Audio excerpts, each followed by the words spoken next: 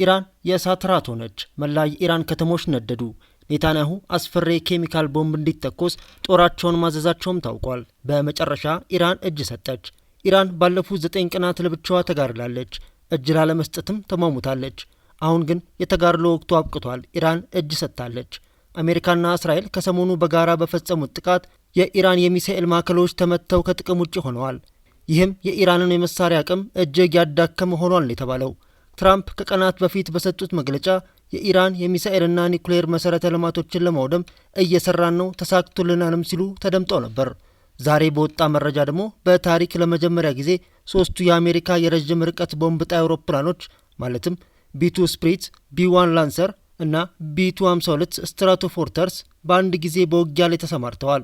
ቢ2 አውሮፕላኖች ከመሬት በታች ባሉ የሚሳኤል መቃብሮች ወይም በንከርስ ላይ ባለ 2000 ፓውንድ ዘልቆ ገብ ቦምቦችን እየጣሉ ሲሆን በኦፕሬሽን ሚድናይት አመር ወቅት የኢራንን የኒውክሌር ጣቢያዎች ለመብሳት የተጠቀሙባቸውን ባለ 30,000 ፓውንድ መቃብር በጣሽ ወይም ባንከር በስተርስ ቦምቦችን አዘጋጅተዋል። የተወደዳችሁ የቻናላችን ቤተሰቦች ኔታንያሁ የነጭ ፎስፎረስ ኬሚካል ቦምብ እንዲተኮስ አዘዋል። ኢራን ጉልበቷ ከርቷታል። ይህን ጉዳይ በዝርዝር እንቃኛለን። ቪዲዮውን ላይክ አድርጋችሁ በመጀመር አብራችሁ እንድትቆዩ እንጋብዛለን። ኔታንያሁ በዓለም አቀፍ ሕግ የተከለከለ መሳሪያ ተኮሱ። እስራኤል እጅግ አደገኛ የሆነ የነጭ ፎስፎረስ ኬሚካል ያለው ቦምብ በጦርነቱ መጠቀሟ ተረጋገጠ። ይህ አደገኛ መረጃ ሂዩማን ራይትስ ዎች አረጋግጦታል። ለሕይወት ዘመን ስቃይ ለሚዳርግ አሰቃቂ አካላዊ ጉዳት የሚያጋልጠው ይህ የመርዝ ቦምብ ጥቅም ላይ መዋል ዓለምን አስጨንቋል። ሂዩማን ራይትስ ዎች በዚህ ወር መጀመሪያ ላይ እስራኤል በደቡብ ሊባኖስ በሚገኙ የመኖሪያ መንደሮች ውስጥ ነጭ ፎስፈረስ መጠቀሟን የሚያሳይ መረጃ ማግኘቱን ገልጿል። ይህም ድርጊት ዓለም አቀፍ የሰብአዊ መብቶች ሕግጋትን የጣሰ መሆኑን አመልክቷል። ሰኞ ዕለት በወጣው በዚህ አዲስ ሪፖርት ላይ መቀመጫውን ኒውዮርክ ያደረገው ይህ የሰብአዊ መብት ተሟጋች ቡድን የ7 ምስሎችን ትክክለኝነት ማረጋገጡን ገልጿል። ምስሎቹ በደቡብ ሊባኖስ ዮም ሃር በተባለ የመኖሪያ አካባቢ ላይ የነጭ ፎስፈረስ ጥይቶች ሲተኮሱ የሚያሳዩ ሲሆን በዚህም ምክንያት እንደ አውሮፓውያን አቆጣጠር መጋቢት 3 ቀን 2026 ቢያንስ በ2 ቤቶች ላይ የእሳት ቃጠሎ መነሳቱን ይፋ አድርጓል። በሂዩማን ራይትስ ዎች የሊባኖስ ተመራማሪ የሆኑት ራምዚ ካይስ የእስራኤል ጦር በመኖሪያ አካባቢዎች ላይ በህገወጥ መንገድ ነጭ ፎስፈረስን መጠቀሙ እጅግ አሳሳቢም ከመሆኑ በላይ በሰላማዊ ሰዎች ላይ አስከፊ መዘዝ ያስከትላል ብለዋል። አክለውም የነጭ ፎስፈረስ የማቃጠል ባህሪ ለሞት ወይም ለህይወት ዘመን ስቃይ ለሚዳርግ አሰቃቂ አካላዊ ጉዳት ሊያጋልጥ ይችላል ብለዋል። በአየር ላይ የሚፈነዳ ነጭ ፎስፈረስን ሰዎች በሚኖሩባቸው አካባቢዎች መጠቀም ያለምንም ልዩነት የሚፈጸም ህገወጥ ጥቃት ሲሆን ሰላማዊ ሰዎችን ከጉዳት ለመጠበቅ መወሰድ ያለባቸውን አስፈላጊ ጥንቃቄዎች የሚደነግገው ዓለም አቀፍ የሰብአዊ መብቶች ህግ አይከተልም። ይህ የኬሚካል ንጥረ ነገር ከኦክስጅን ጋር ሲገናኝ የሚቀጣጠል ሲሆን ቤቶችን፣ የእርሻ ቦታዎችና ሌሎችም የሲቪል ንብረቶችን ሊያቃጥል ይችላል። ሂዩማን ራይትስ ዎች በዮም ሃር ውስጥ የጦር መሳሪያዎቹ በሰዎች ስብስብ ላይ በህገወጥ መንገድ ጥቅም ላይ መዋላቸውን የደረሰበት ሲሆን ይህም በመኖሪያ ቤቶችና በሌሎች የሲቪል ንብረቶች ላይ የእሳት ቃጠሎ እንዲነሳ ምክንያት ሆኗል።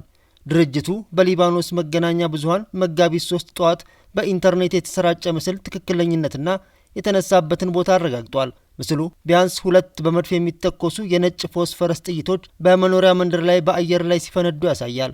በአየር ላይ ከሚፈነዱት ጥይቶች የሚወጣው የጭስ ደመና ቅርጽ ነጭ ፎስፈረስ ከሚይዘው የኤም 825 ተከታታይ 155 ሚሜ የመድፍ ጥይት የሚወጣውና የሚፈነዳው አካል ከሚፈጥረው የጣት አጥንት መሰል ቅርጽ ጋር የሚመሳሰል መሆኑን ሪፖርቱ ገልጿል። በተጨማሪም በዮም ሃር የሚገኘው የእስላማዊ የጤና ኮሚቴ የሲቪል መከላከያ ቡድን በፌስቡክ ላይ የለቀቃቸውን ሰራተኞች በመኖሪያ ቤታቸው ጣራና በአንድ መኪና ላይ የተነሳ ነሳት ሲያጠፉ የሚያሳዩ ፎቶግራፎችን ትክክለኝነት የተነሱበትን ቦታ አረጋግጧል። ድርጅቱ የእሳቱ መንስኤ በነጭ ፎስፈረስ የተነከሩ የጨርቅ ቁርጥራጮች ሳይሆኑ እንዳልቀሩ ደምድመዋል። ይህ ጥቃቱ የተፈጸመባቸው ቦታዎች በአየር ላይ የሚፈነዱ የጦር መሳሪያዎች ከታዩበት አካባቢ ጋር ቅርብ በመሆናቸው ነው። ካይስ ሲናገሩም እስራኤል ይህንን ተግባር በአስቸኳይ ማቆም አለባት። ነጭ ፎስፈረስን ጨምሮ ለእስራኤል የጦር መሳሪያ የሚያቀርቡ ሀገራትም ወታደራዊ እርዳታና የመሳሪያ ሽያጭን በአስቸኳይ ማቆም እንዲሁም እስራኤል መሰል ጥይቶችን በመኖሪያ አካባቢዎች ላይ መተኮሷን እንድታቆም ግፊት ማድረግ አለባቸው ብለዋል። ሂዩማን ራይትስ ዎች ዩናይትድ ስቴትስ፣ ዩናይትድ ኪንግደም እና ጀርመንን ጨምሮ የእስራኤል ቁልፍ አጋሮች ለእስራኤል የሚደረገውን የጦር መሳሪያ ሽያጭ እንዲያቆሙና በከባድ ወንጀሎች ውስጥ እጃቸው እንዳለበት በሚታመንባቸው ባለስልጣናት ላይ የተመረኮዘ ማዕቀብ እንዲጥሉ አሳስበዋል። እንደ ድርጅቱ ገለጻ እስራኤል እንደ አውሮፓውያን አቆጣጠር በጥቅምት 2023 እና በግንቦት 2024 መካከል በደቡብ ሊባኖስ የድንበር መንደሮች ላይ ነጭ ፎስፈረስን የተጠቀመች ሲሆን ይህም በሲቪሎች ላይ ከፍተኛ አደጋ ደግኗል። በሌላ በኩል ደግሞ ዛሬ በወጣ መረጃ ለኢራን ከባድ መርዶ ሆኗል። መረጃው በታሪክ ለመጀመሪያ ጊዜ ሶስቱ የአሜሪካ የረዥም ርቀት ቦምብ ጣይ አውሮፕላኖች ማለትም ቢቱ ስፕሪት፣ ቢ1 ላንሰር እና ቢቱ ስትራቶ ፎርትረስ በአንድ ጊዜ በውጊያ ላይ ተሰማርተዋል የሚል ነው። ዩናይትድ ስቴትስ ሙሉ የቦምብ ጣይ አውሮፕላን ቤተሰቧን ይዛ ስትወጣ ሁኔታዎች እጅግ አስፈሪ ወደሆነ ደረጃ መሸጋገራቸውን ያሳያል። የአሜሪካ ቦምብ ጣይ አውሮፕላኖች በኢራቅ ጥልቅ ግዛቶች ውስጥ ቴሄራንን ጨምሮ ከ200 በላይ ኢላማዎችን መምታታቸው ተዘግቧል። ቢቱ አውሮፕላኖች ከመሬት በታች ባሉ የሚሳኤል መቃብሮች ወይም በንከርስ ላይ 2000 ፓውንድ ዘልቆ ገብ ቦምቦችን እየጣሉ ሲሆን በኦፕሬሽን ሚርና የተሰመረው የኢራን የኒኩሌር ጣቢያዎች ለመብሳት የተጠቀሙባቸውን ባለ 30,000 ፓውንድ መቃብር በጣሽ ወይም በንከር በስተርስ ቦምቦችን አዘጋጅተዋል። ቢ1 አውሮፕላኖች ራሳቸውን ለመደበቅ አይጨነቁም። እነሱ በከፍተኛ ፍጥነት ኃይል ብቅ በማለት 75000 ፓውንድ የሚመዝን የጦር መሳሪያ ወይም 24 ክሩዝ ሚሳይሎችን በአንድ ጊዜ ይሸከማሉ። እነዚህ አውሮፕላኖች ዩናይትድ ስቴትስ ማዱሮን በቁጥጥር ስር ከመዋሏ በፊት የቬኔዙዌላን የአየር መከላከያ ለማጥፋት የተጠቀመችባቸው ናቸው።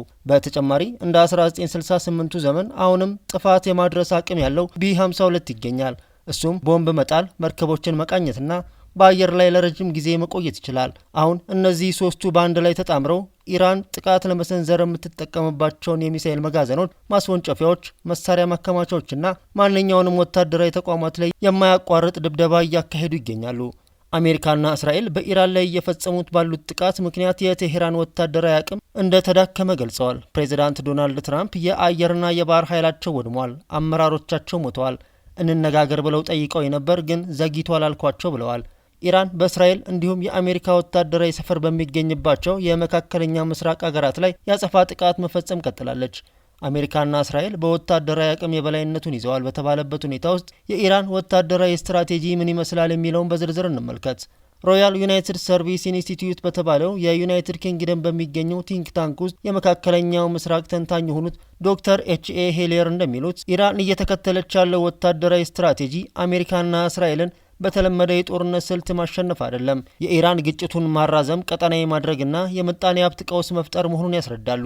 ኢራን በመደበኛ ጦርነት ልታሸንፍ አትችልም፣ ሌሎች ሀገራት በቀላሉ ድል እንዳያገኙ በማድረግና የምጣኔ ሀብት ውድቀት በማስከተል ነው ልትቀጥል የምትችለው ይላሉ። በፈረንሳይ በሚገኘው ሴንት ፎር ኢንተርናሽናል ስተዲስ ተባባሪ ፕሮፌሰር ኒኮል ግራጁስኪ እንደሚናገሩት የኢራን አካሄድ የማዳከም ጦርነት ማድረግ ነው። ተዋጊዎች እንዲዳከሙና አቅማቸውን እንዲያሟጥጡ ማድረግ ትሻለች። ይህ ወታደራዊ ስትራቴጂ የስነ ልቦና ገጽታም አለው። ኢራን ባለፈው ዓመት ከእስራኤል ጋር ባደረገችው የ12 ቀን ጦርነት ኢላማ መምታትን ሳታስብ ንጹሐን የሚኖርባቸውን አካባቢዎች ላይ ጥቃት በመፈጸም ስነ ልቦናዊ ጫና ለመፍጠር መሞከሯን ባለሙያው ይገልጻሉ። ኢራን በዋነኝነት ጥቅም ላይ የምታውለው ሚሳኤልና ድሮን ነው።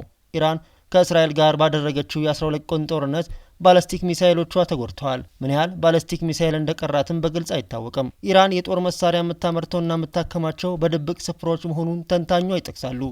እስራኤል እንደምትለው እስከ አውሮፓውያኑ ጥር 2026 ድረስ በሰበሰበችው መረጃ መሰረት ኢራን 2500 ሚሳኤሎች አሏት። እነዚህ ሚሳኤሎች በአጭር ርቀት የሚወነጨፉ እስከ 1000 ኪሎ ሜትር ድረስና የረዥም ርቀት ተወንጫፊ ከ1000 እስከ 3000 ኪሎ ሜትር ድረስ ናቸው።